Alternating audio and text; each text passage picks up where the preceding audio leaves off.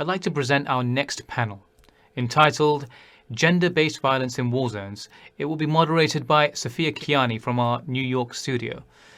This panel brings together some truly remarkable women who are taking a stand against gender-based violence and leading the effort to help those who have been affected.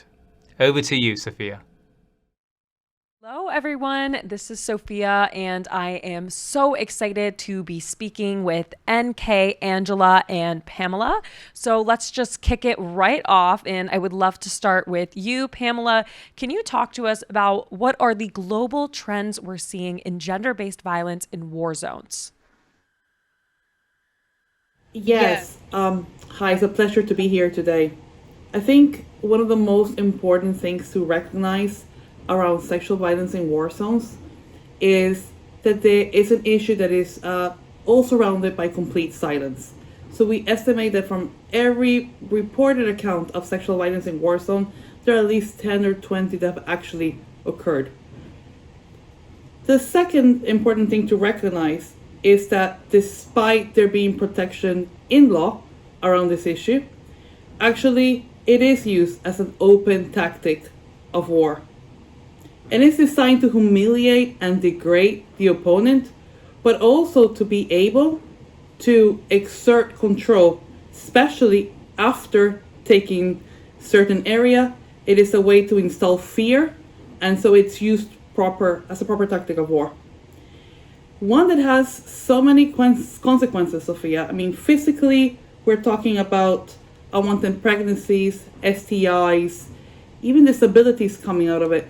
I remember very recently speaking to somebody had survived the Rwandan genocide, and all of his family had been killed, but one auntie survived, and so they both felt like the survivors of this big tragedy, only for her to die a couple of years later from AIDS because she had been gang raped several times. That issue really destroyed him. Because, he had somebody and obviously was left, with nobody. So the psychological trauma that comes with it is actually a big issue, not only for the victims, as we can imagine with sexual assault, but also for family members who might feel guilt to trying to protect, to do something. So those consequences are devastating. So in terms of kind of trends, Sophie, I think, one of the important things that we try to do as organizations is to elevate the issue of sexual violence in war zones. It does not matter if there is not a war where I live. If you're an organization, in the case of Avon, a company, just making sure that it's in the forefront of the public. We tend to see a lot of the kind of destroyed buildings, but we don't know what's happening in basements, what's happening in back gardens. And those issues, we need to keep talking about them. So we make sure that our governments, people who are dealing with some of these issues, and the NGOs on the ground are getting the support that they need for victims. Thank you so much for sharing all of that incredibly important information. I've already learned so much. And now I would love to go to you, Angela. Can you tell us, so Avon is supporting women who are impacted by the war in Ukraine and speaking out against gender-based violence in war zones. So tell us, why is that so important to you? I think it's critical, and it should be important for the world, not just for a company like ours who believes beauty is not just color and is not just scent of a nice fragrance. Yes, beauty is not shallow. Beauty comes with dignity. Beauty comes in peace. Beauty comes with strong women who can raise their children and take care of their families in a safe environment. And we all know, exactly as Pamela said, this war and the violence in the war zones has a disproportionate impact on women. And if we, as a company, and it's not just about our 135 years mission of empowering women, it's altogether about understanding our role in a society outside of our commercial interest. And we understand very well that without activating, raising our voice for women right to live their life in peace, we wouldn't have the right impact in the society. So for us, it's extremely important to support women, first of all, those who have been victim of violence, We have donated, as of immediately post-war, $200,000 to Red Cross, and now we are donating another $160,000 to UNFPA to really support the direct victims of these atrocities that are happening in the war zone. And we continue now engaging not only with the NGOs, but with the entire community, global community, to come together and say stop, to this nonsense war going on, and understanding with all these stories like Pamela called out, and the stories I hear personally every day from our representatives in Ukraine are horrifying stories. And we really need to make them known, because we are all responsible for what's going on. And that's the perfect segue when we're talking about the situation in Ukraine. NK, could you share with us more about the situation that women are facing right now in Ukraine? Hello, dear colleagues and audience. I am pleased to join you this panel discussion. And the today's topic of the panel is very important. And I really want every Ukrainian to hear me today and understand what I'm talking about. So that is why I'll speak my native language, Ukrainian. And Eugene will translate my speech from Ukrainian to English for everyone worldwide. Перш за все, я хочу сказати, що в Україні неймовірні жінки. Вони і волонтерять, і лікують, і готують, і ініціюють збори коштів, і виходять на площі різних країн, щоб наближати перемогу України в цій жорстокій війні. Тому що це наша батьківщина, тому що там живуть, де живуть, тому що де живуть наші діти і наші рідні. Відбувається геноцид українського народу. Хочуть вбити нас, хочуть вбити нашу культуру, і нашу історію, незалежність і нашу ідентичність. Тому наші жінки зараз переживають дуже важкі часи. First of all, I want to say that there are an incredible women in our country, in Ukraine. They volunteer, they cook, they initiate fundraising, they also treat people as medical assistants. They also go to squares of different countries to make their voices be heard and actually speed up the victory of Ukraine. Why do we do this? Because this is our motherland. And this is the place where our children live. This is the place where our relatives live. And this is a genocide of Ukrainian people. They want to kill all of us, and that's why they commit the crimes against our culture, against our history, against our independence, and finally against our identity. Therefore, our women, they are going through very tough times at the moment. Багато хто втратив житло. Мільйони стали вимушеними переселенцями всередині країни або за кордоном. І багато жінок втратило своїх дітей та рідних або під час бомбардування, або чоловіків на фронті.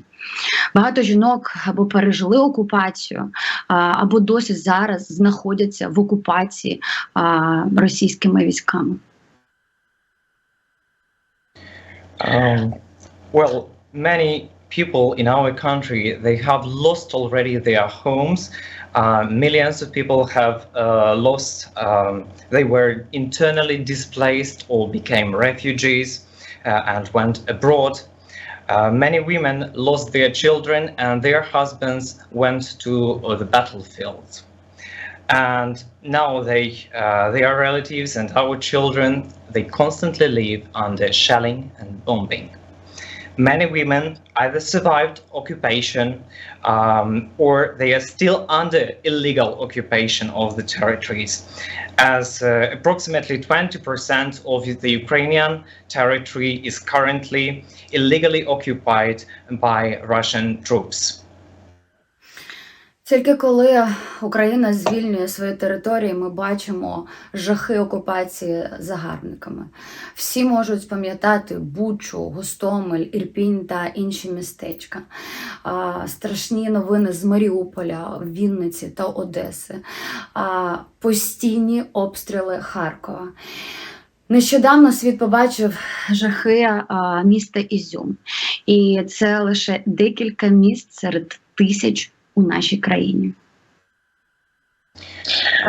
Only now, at the moment when Ukraine started liberating our territories, all the world can see the horrors of war and occupation that was committed by invaders. Everyone can remember and go back into their memories on Bucha, Gostomel, Irpin, and many other towns around Kiev region. Terrible news coming from Mariupol, Vinnytsia, and Odessa. Constant shelling of Kharkiv. So all of that is on media. Recently, the whole world could see the horrors in the city of Izum. And there are just a few names and few cities and towns to name. Окрім цього, російські військові використовують як зброю сексуальне насилля. Це вбиває українських жінок як фізично, так і морально. Besides all of that, the Russian troops use sexual abuse against women as a weapon, as a military weapon, to kill and destroy and depress them not only physically, but emotionally, psychologically, morally after all. На сьогодні ситуація по цьому питанню неймовірно складна. По-перше, багато жертв залякані і бояться говорити про сексуальне насилля над ними. А в них посттравматичний синдром, суїцидальний та шоковий стан. Currently, the situation and on this issue is very complex and incredibly complicated.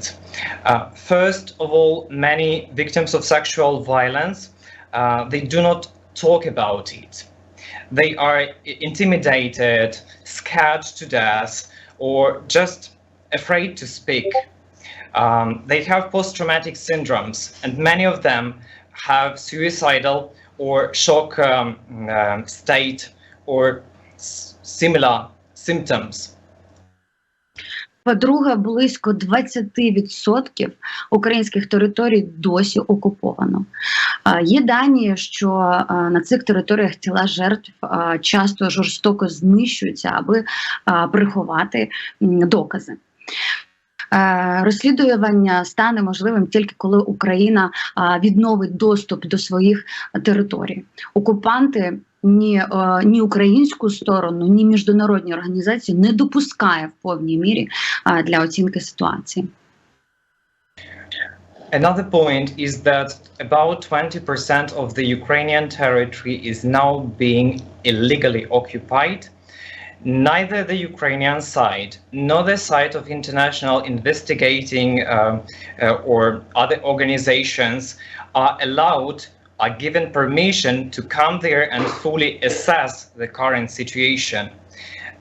There are some evidence that are coming and basically testify that the occupied territories, at these occupied territories, the bodies of victims, their corpses, are often brutally destroyed, and this is done just to erase the evidence.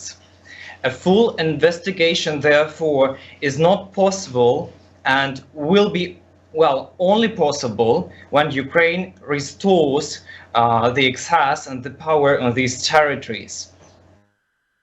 Вже зрозуміло, що, на жаль, ці показники будуть дуже високими. Лише декілька прикладів жахливих історій, що офіційно задокументовано. It is evident already that these stories and these cases will be terrible, and the statistical figures will be much higher.